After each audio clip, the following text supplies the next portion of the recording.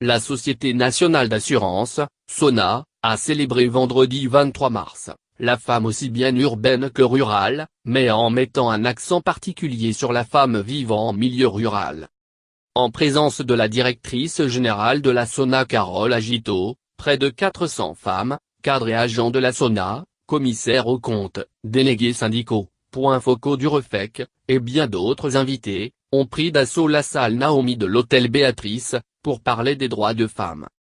3 temps forts ont entrecoupé cette cérémonie, l'allocution du point focal de la SONA, celle du directrice générale, puis l'exposé d'un médecin sur les dangers de l'obésité.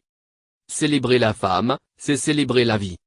Prenant la parole, Carole Agito a, d'entrée de jeu, sollicité une minute de silence, en mémoire de leurs collègues ayant été rappelés auprès du Très-Haut, avant de circonscrire l'objectif de cette rencontre. Le mois de mars c'est le seul mois de l'année où l'humanité célèbre la femme. En effet, célébrer la femme c'est célébrer la vie car, c'est la femme qui est gardienne de la vie, a fait savoir c'est Agito. La DG n'a pas manqué de louer les prouesses de la femme, surtout celles qui habitent en milieu rural. Elle a indiqué que c'est la femme rurale qui porte la cruche, qui pioche et sarcle la terre, et ramène les bois pour préparer la nourriture. Cependant, c'est Agito a aussi reconnu les mérites de la femme urbaine.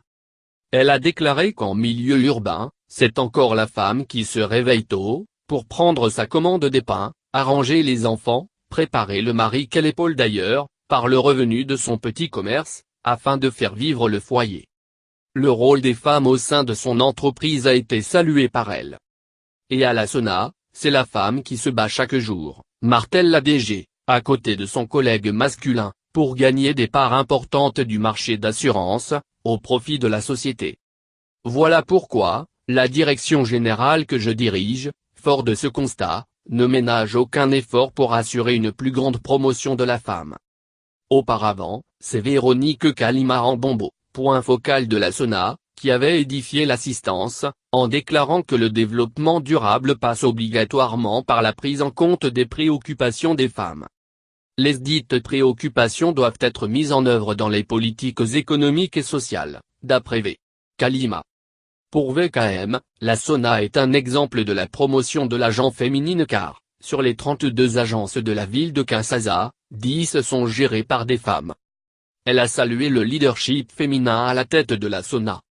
Après son mot, les femmes de la SONA ont eu droit à un exposé d'une spécialiste, sur les dangers provoqués par l'obésité et la rééducation alimentaire.